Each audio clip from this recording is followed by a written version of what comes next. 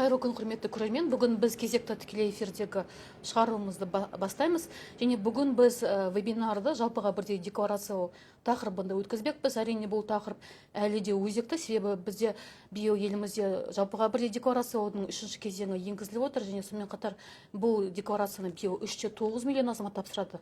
Яғни бұл әлде де өзекті тақырып, сондықтан да сұрақтарыңыз болса, осы жерде қойсаңыздар, біз тікелей эфирдің аяғына дейін сұрақтың жауабына жауап беруге тырысамыз. Және бүгінгі спикерімізді таныстырып өтейік. Мемлекеттік кірістер комитетінің жеке тұлғалардың табыстарын әкімшілендіру басқармасының бас сарапшысы Гүлден Сейдахметқызы Хасенова сөз сөйлейтін болады. Құрметті көрермен, қазірден бастап сұрақтарыңызды комментарийде жаза беріңіздер. Және де осы тікелей эфирдің аяғына дейін біз міндетті түрде осы сұрақтарға жауап береміз. Добрый день, уважаемые подписчики. Приветствую вас на очередном нашем прямом эфире. Тема сегодняшнего вебинара – всеобщее декларирование. Вы знаете, что в этом году у нас в Казахстане внедряется 3-й этап всеобщего декларирования.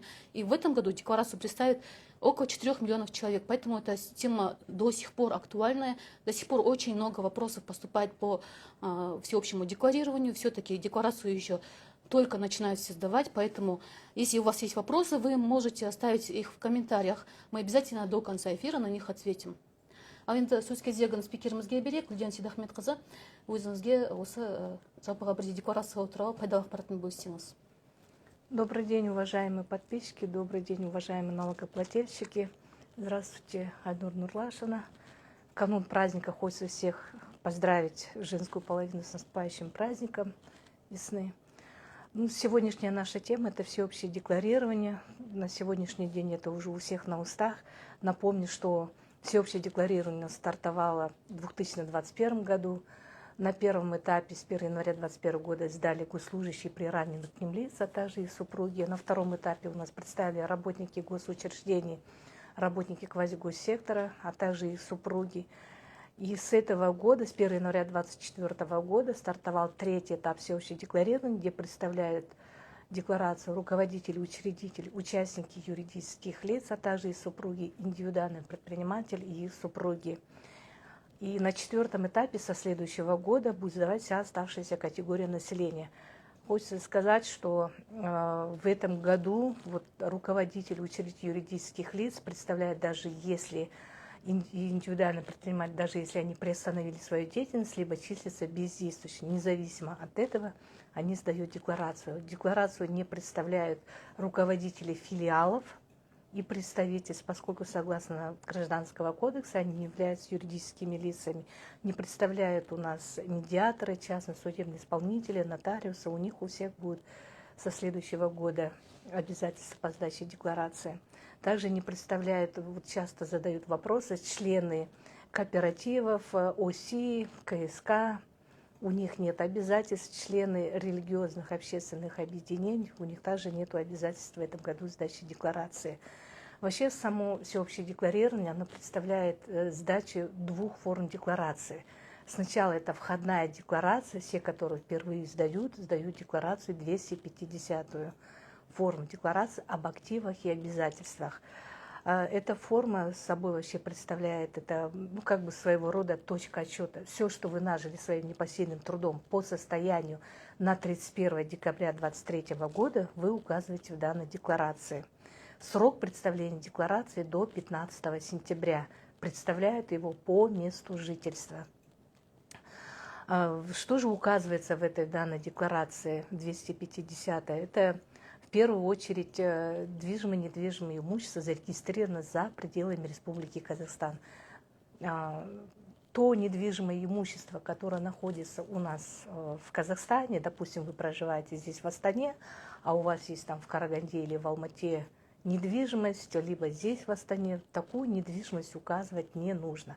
Только то, что за пределами Республики Казахстан. Допустим, у вас в России есть дом там частный, скажем, в Турции у вас там вилла какая-то. Если у вас есть за рубежом, только такой недвижимости указываете в данной декларации. Следующее – это транспортное средство. Транспортное средство также, если оно зарегистрировано за пределами Республики Казахстан, указывайте в данной декларации. то транспортное средство, которое у нас зарегистрировано здесь, в Казахстане, не нужно, поскольку у нас есть интеграция со всеми госорганами, и в случае необходимости, уполномоченными органами, и в случае необходимости они нам предоставляют такие сведения. Земельные участки, если есть, также за пределами Республики Казахстан, если зарегистрировано. Доля участия в доля уставного капитала зарегистрирована в иностранном государстве. Также только то, что в иностранном государстве. И деньги на банковских счетах, если в совокупности превышает тысячекратно размер МРП, зарегистрирован в иностранном государстве за пределами Республики Казахстан. Те банковские счета банков второго уровня, которые зарегистрированы, указывать в данной декларации не нужно. Сколько у нас есть эти сведения, нам предоставляют только за пределами. В законе о противодействии коррупции там сказано, что госслужащие приравненные к ним лица не имеют права иметь счета за рубежом, за исключением особых случаев. Особые случаи – это если, допустим, госслужащий работает в МИДе, МИДовский работник, там послом, дипломатом работает за рубежом, либо он поехал в командировку, на лечение, на учебу. В таких случаях они имеют право открывать счета за рубежом. И даже если у них на счету 0 тенге, нету ни одного цента, ни одного доллара, ни одного тенге, они обязаны указать в данной декларации. Вот эти виды активов, которые я перечислила, это которые необходимо указать за пределами Республики Казахстан. То, что в Казахстане, это не нужно. Теперь следующие виды активов, которые я буду перечислять, это независимо в Казахстане или за пределами Республики Казахстан. Первое – это доля участия в жилищном строительстве.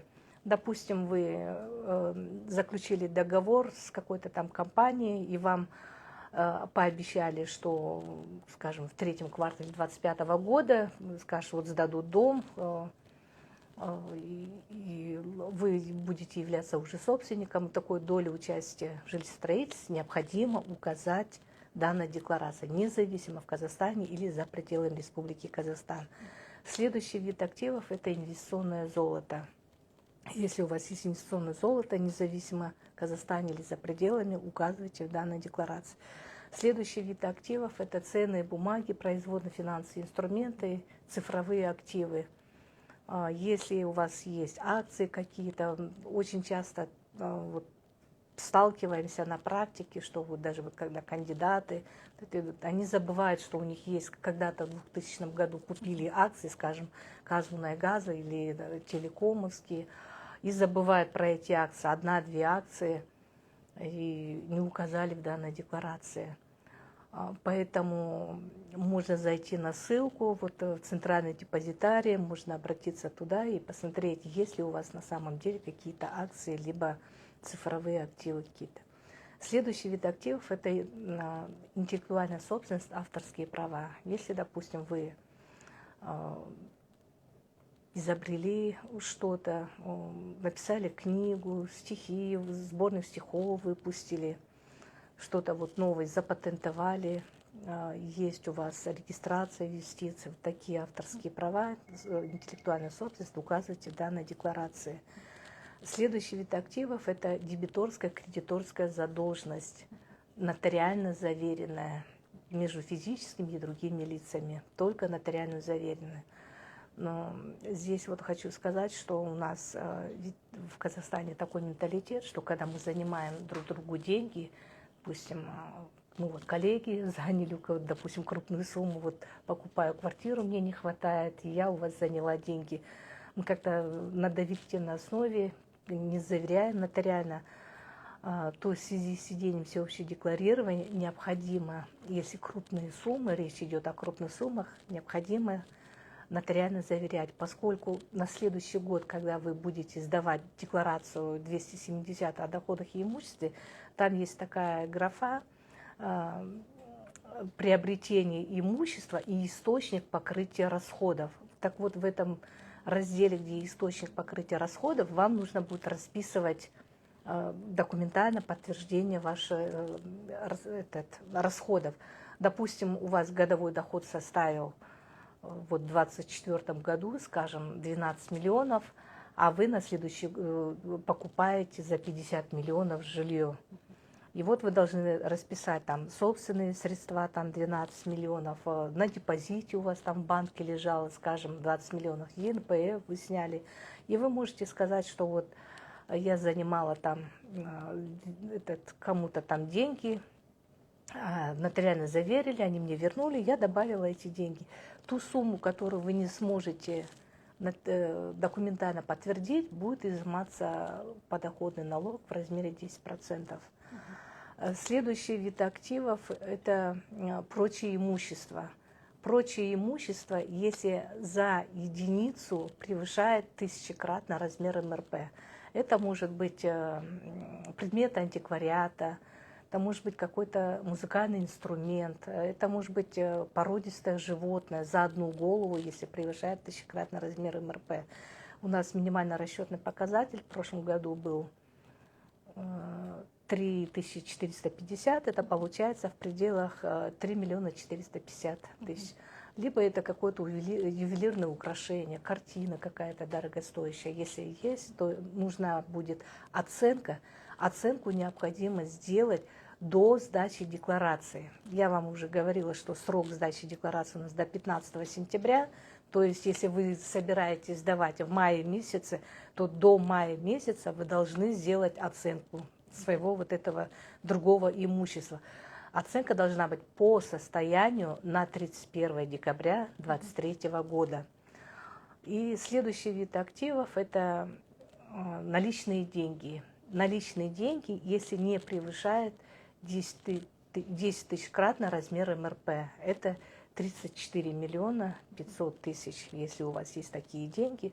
Также рекомендую, бояться не нужно, потому что многие думают, что ой, вот это вот все укажем, потом у нас будут спрашивать. Первоначальную входную декларацию администрировать никто не будет. То есть у вас не будет никто спрашивать происхождение этих вот денег и вашего этого имущества.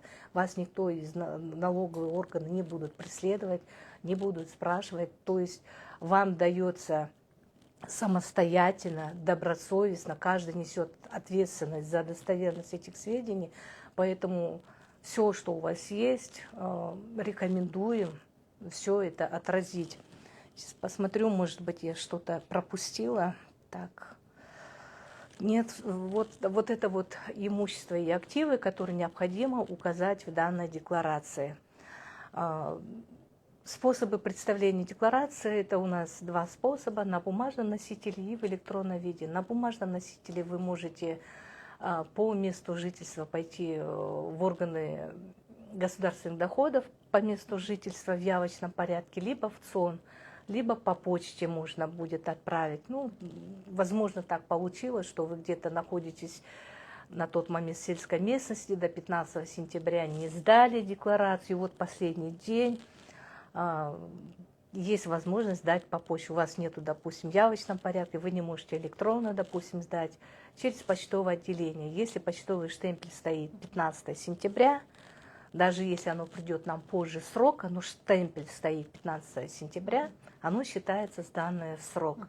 Если штемпель будет стоять уже 16 сентября, либо вы сдали хоть на один день позже срока, уже идет административная ответственность. Вам выставляется уведомление, и согласно 272 статьи Кодекса об административных правонарушениях, здесь идет на первый раз предупреждение, если в течение года, то уже штрафные санкции идут. В электронном виде можно сдать через кабинет налогоплательщика с помощью ЭЦП-ключа, можно сдать через ЕГОВ Мобайл, мобильные приложения ЕСАЛОК Азамат, Каспи приложение, сейчас уже Народный банк, Центр Кредитбанк уже добавились. Поэтому если вдруг есть такие предприниматели, у которых ничего нет, либо у супругов на них ничего не оформлено, у них ничего нету, они могут даже сидя дома, не выходя из дома, сдать эту декларацию через приложение. Там с помощью СМС-пароля, даже ЦП-ключ не нужен, то есть можно сдать спокойно эту декларацию. И давайте тогда перейдем к вопросам-ответам. У нас уже есть вопросы. Если уже ранее Отразили недвижимость в форме 240. Нужно ли повторно отразить 250? Немножко, кажется, не совсем корректный вопрос, да? Или Нет, у вас есть что сказать? смотрите, 240-я форма, она со временем, с 26-го года, ее уже мы как бы будем убирать, потому что в 270-й форме она дублируется. Если у вас за рубежом, допустим, есть доходы, получается, за пределами РК, то вы сдаете 240-ю форму. А в 270 вы ее отражаете просто для сведения. Для сведения. Нотариусы, они продолжают 240-ю форму сдавать.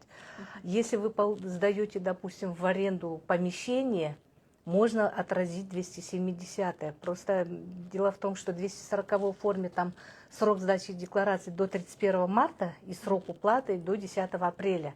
А здесь в 270-й форме срок сдачи декларации до 15 сентября и срок сдачи до 25 сентября. Вопрос был про 250-ю форму. Или они Ой, 250. Да. Нет, это разные формы, да, разные вот формы. Я уже путаю, простите, 270 формы. Нет, 250 и 240 отдельно сдается. Хорошо. Следующий вопрос. Здравствуйте. Надо ли указывать деньги на зарубежном счете, если меньше 1000 МРП?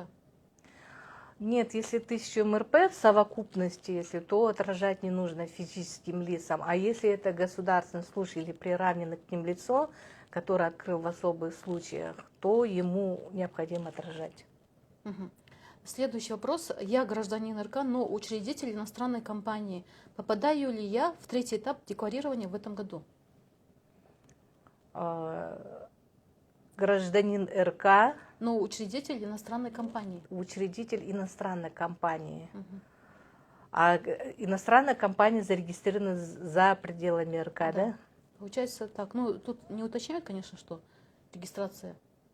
Есть ли у нас какая-то регистрация этой компании? Если эта регистрация здесь у нас в Казахстане зарегистрирована, то ему необходимо сдать декларацию. А если нет регистрации в Казахстане, то не он нужно? получает, допустим, доходы, тогда у него 240-я, он, скорее всего, сдает декларацию. 240-я? Да. Угу. Так, следующий вопрос.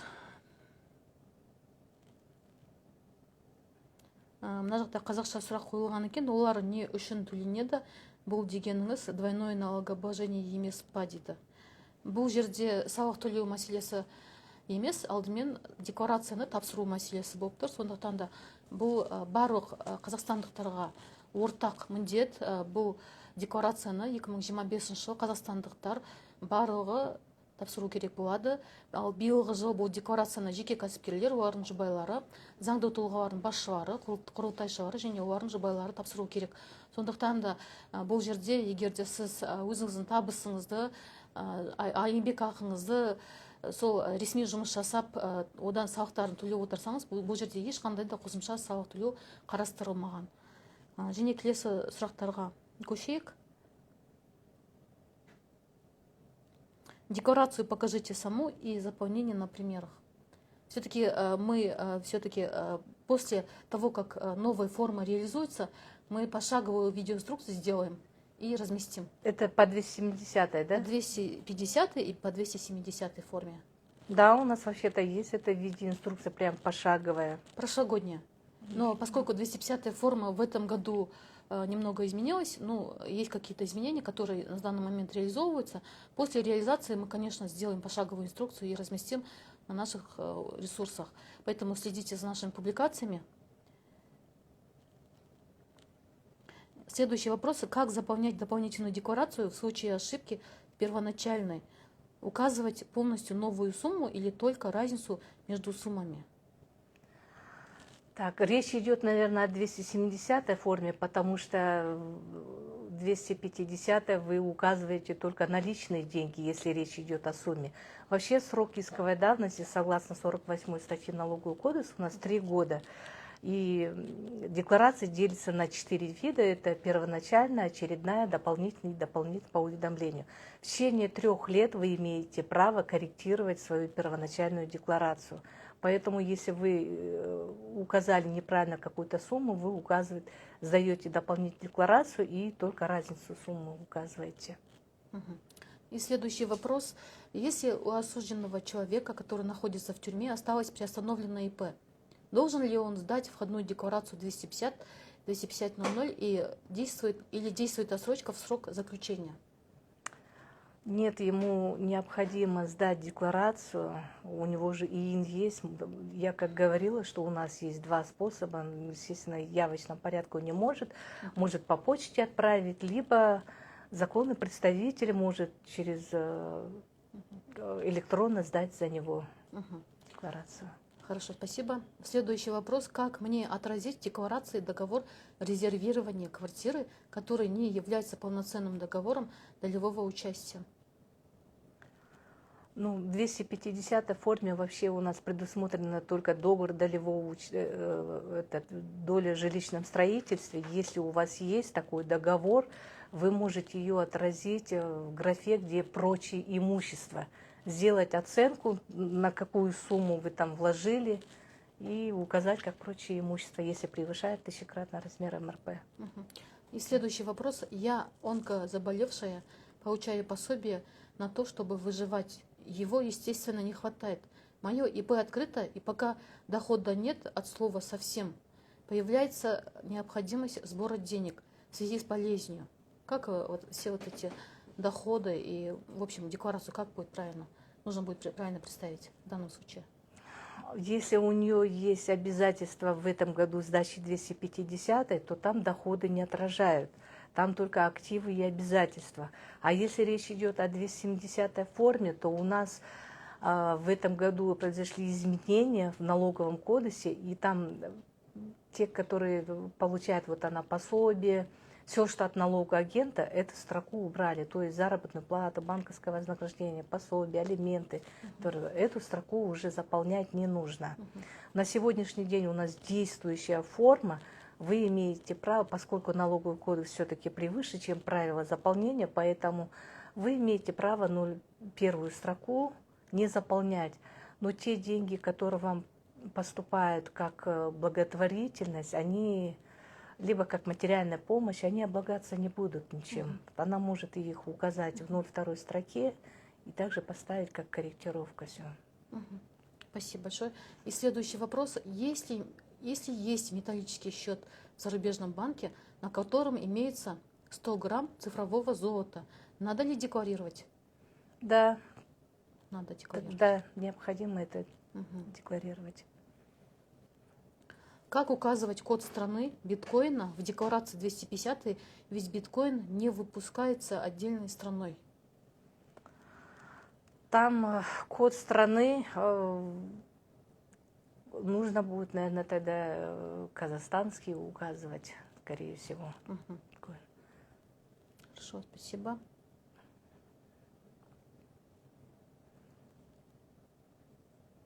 Вообще оно же в долларах же идет, биткоины. Да, курс идет в долларах. Да. Можно будет, как там есть код страны, можно США указать, если оно в долларах идет.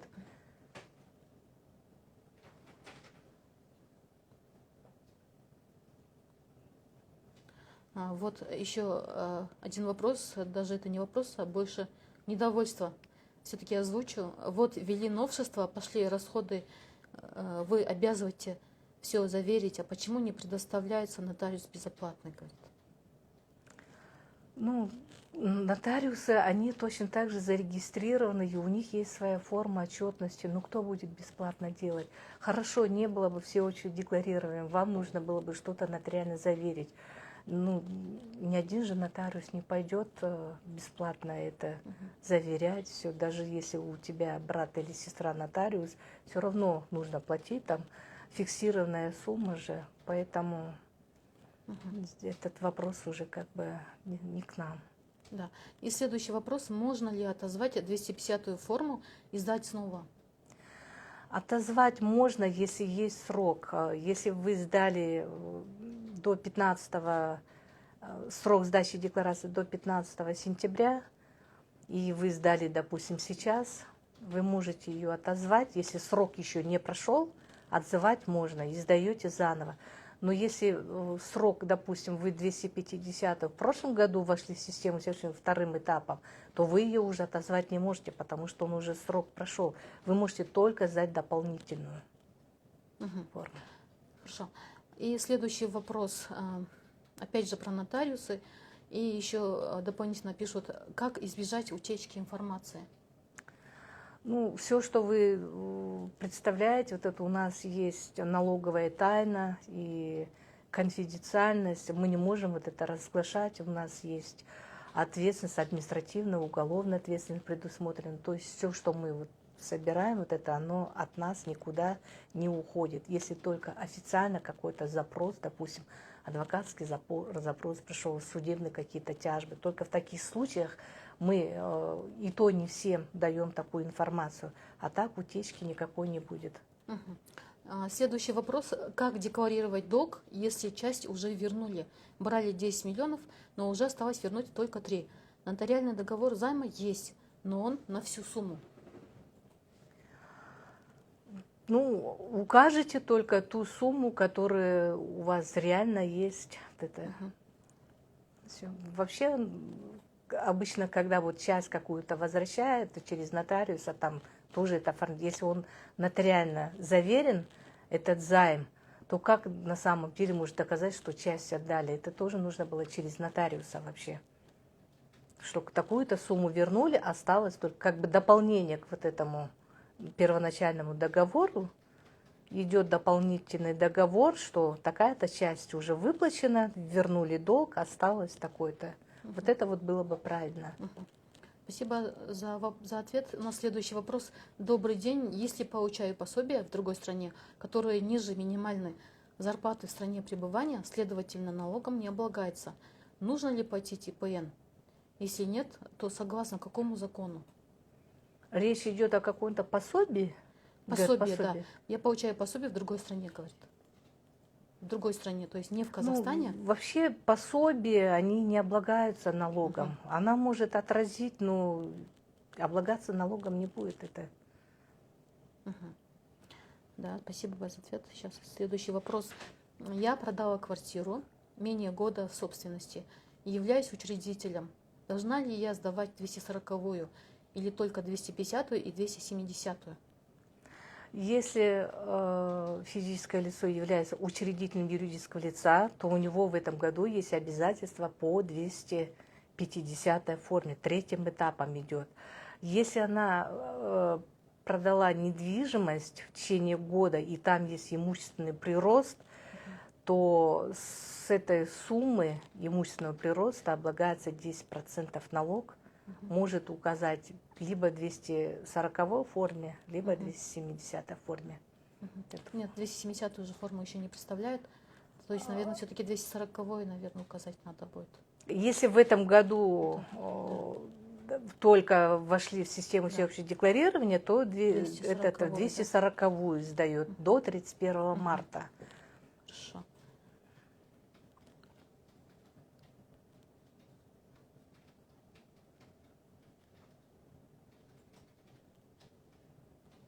Вот как раз она уточняет свой вопрос. Сдавала 240-ю, в этом году обязательство у меня по сдаче 250-й. Мне сдать две формы, 240-ю и 250-ю. Правильно, да? Да, это совершенно разные формы, поэтому нужно и ту, и другую форму сдать в данном случае. И очень интересный вопрос следующий. Если квартира в Китае, то адрес указывать иероглифами или можно на русском, казахском языке? Если есть перевод на русском, то на русском языке, либо на казахском языке, на государственном. Спасибо. Если человек временно исполнял обязанности директора на конец прошлого года, попадает ли он в декларирование в этом году? Исполняет обязанности по состоянию на 31 декабря 2023 года. У него будут обязательства по сдаче декларации. Следующий вопрос. Скажите, пожалуйста, как облагаются налогом и какую декларацию заполняют наши блогеры? И вообще, почему их не контролируют органы госдоходов? У их монетизации есть соцсеть У них монетизация через соцсети идет, а мы, ИП, должны оплачивать оценку. Ну, не совсем все очень декларированно относится вопрос, но в этом году у нас сейчас идет рабочая группа, занимается налоговым кодексом, вносятся изменения, и здесь как раз-таки обхватывают и блогеров, то, что вот в стиле они будут сдавать тоже налоговую отчетность и будут уплачивать налоги.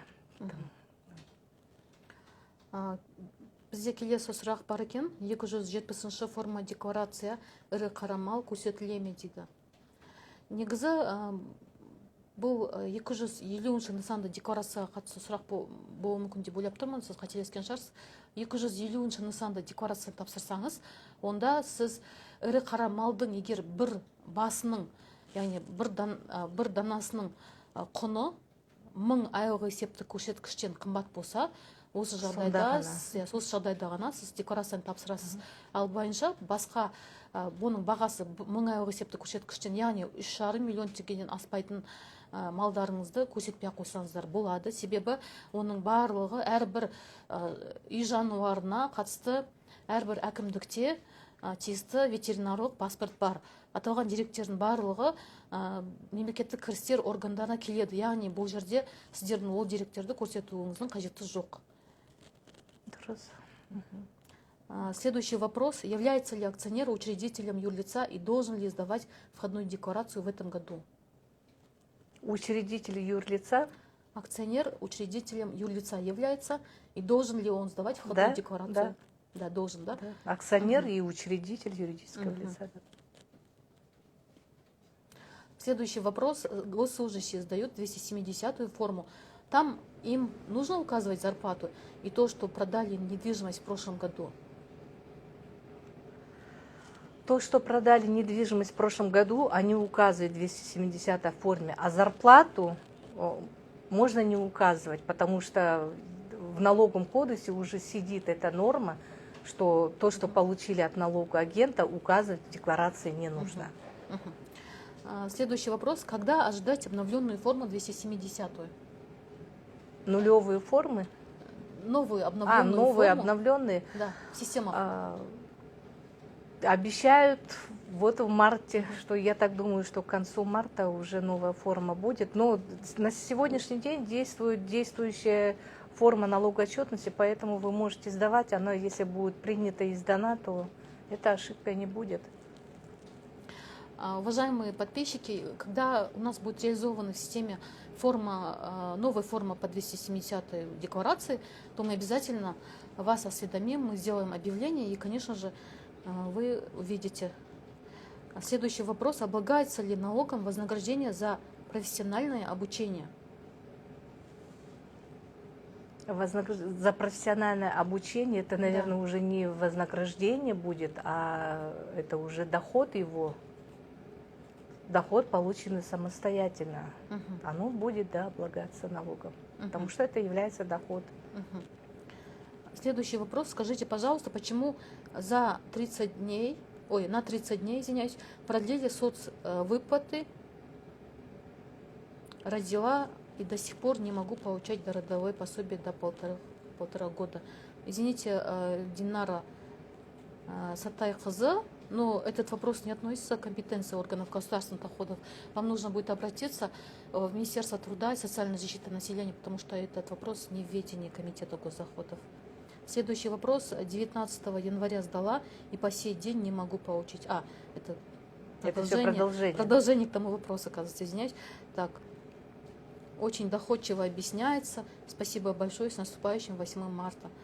Спасибо большое, что вы цените наш труд, и мы вас также, пользуясь случаем, хотим поздравить с наступающим Международным женским днем 8 марта. Құрметті біздің нәзік жандары бар, сіздерді 8 наурыз халықаралық әйелдер күнімен шын жүректен құттықтаймыз. Әрдайым жарқырап, жайнап жүріңіздер, денсаулықтарыңыз зор болсын, отбасыларыңызға құт береке тілейміз.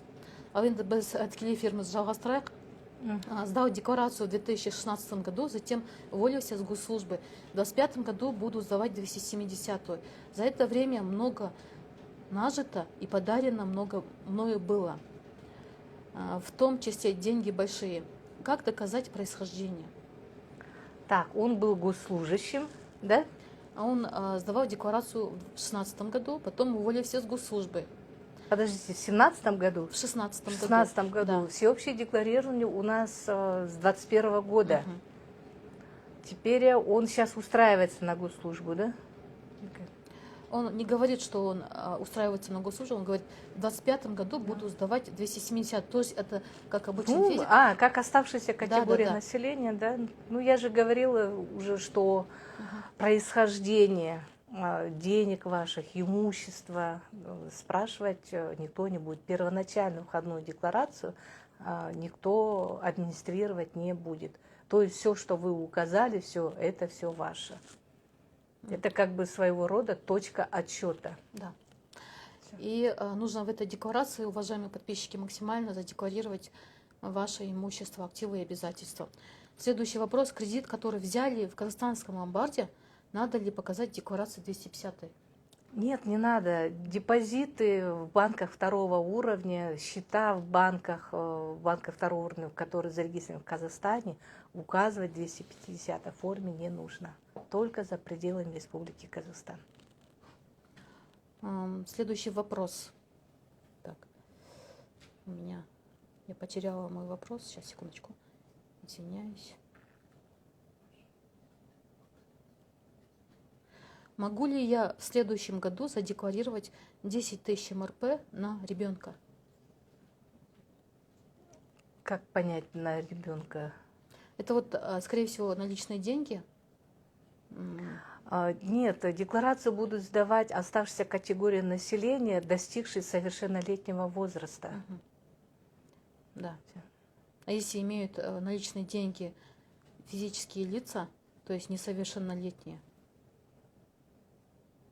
Он по достижении совершеннолетнего возраста будет сдавать входную декларацию 250. Допустим, ему исполнится в 27 году 18 лет, и у него будут обязательства в 27 году по сдаче декларации. И тогда он может указать.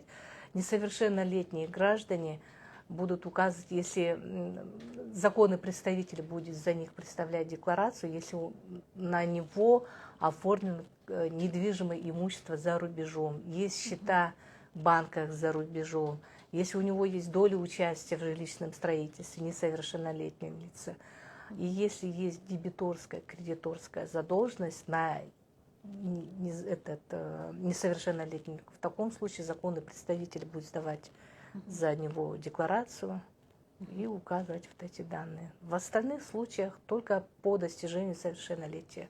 Мгм. Следующий вопрос. Как предоставить подтверждение? Секундочку.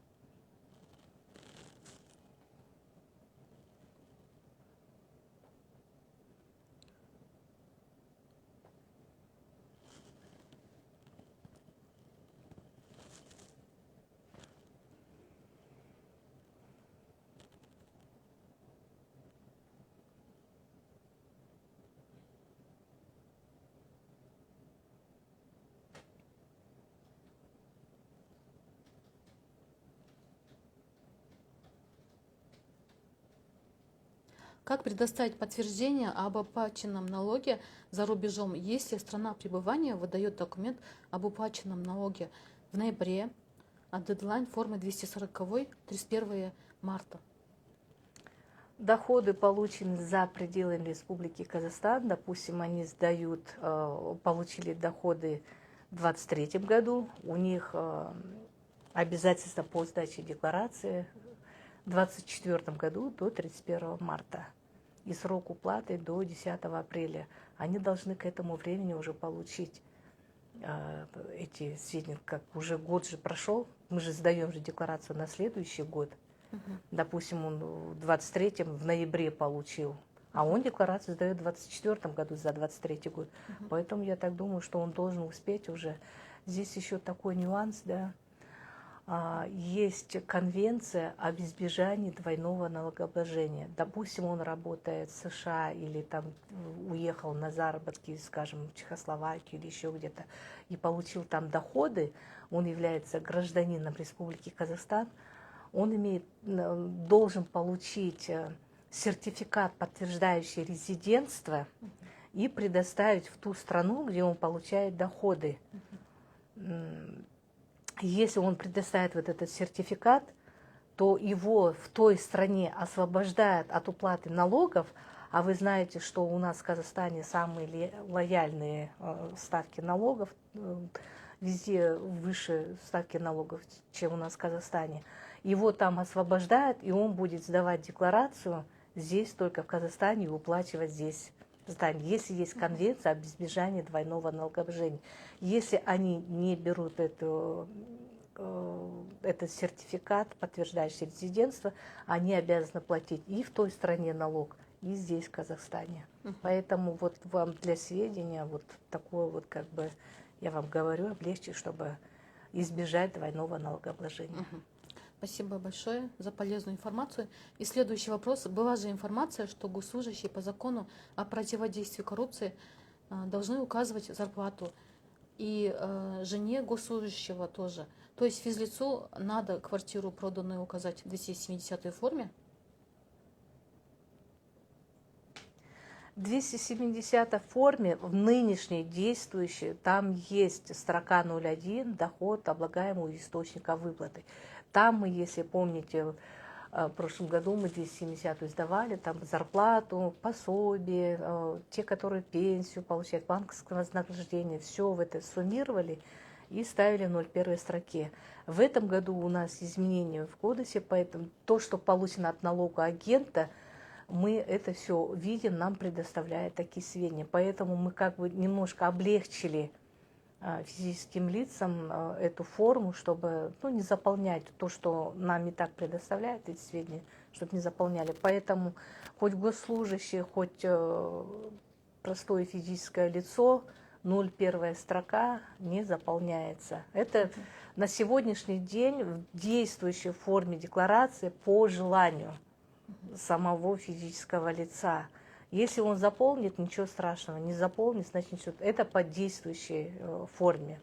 А когда ведется новая форма, там этой строки вообще уже не будет. Следующий вопрос. Как указать стоимость инвестиционного золота, если отсутствует сертификат? Это в банке необходимо взять такой сертификат. Вообще, кто инвестиционное золото держит, там обычно дают всегда.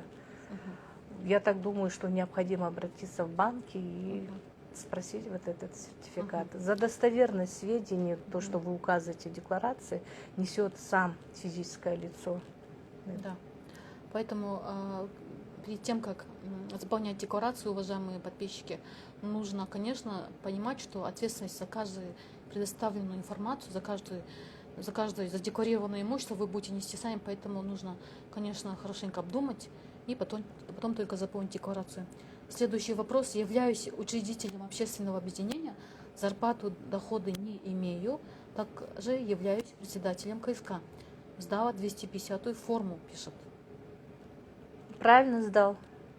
Председатели КСК, они сдают декларацию.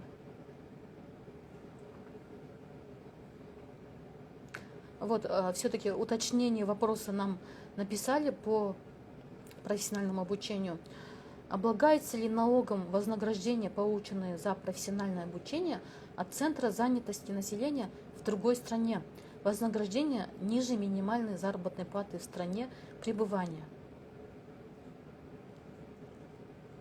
За рубежом получил деньги, да? Центр Указывает занятости населения. Декларацию он сдает в обязательном порядке в любом случае. Если там не достигает этого порога, там же еще вычеты это все берется, тогда не будет облагаться налогом. А вообще все, что получено за пределами РК, они облагаются налогом, эти доходы. Да, и в принципе мы ответили на все вопросы, которые поступили к этому часу. Құрметті көрермен, бүгін біз жалпыға бірдей декларациялау туралы біраз пайдалы ақпараттармен бөлістік деп ойлаймыз. Бізбен бірге болып тікелей эфирді көргендеріңіз үшін, сонымен қатар сұрақтарды қойғандарыңыз үшін сіздерге алғыс білдіреміз. Алдағы мерекелік күндерді жақсы өткізіңіздер. Аманшылықта кездесейік, сау болыңыздар. Сау болыңыздар.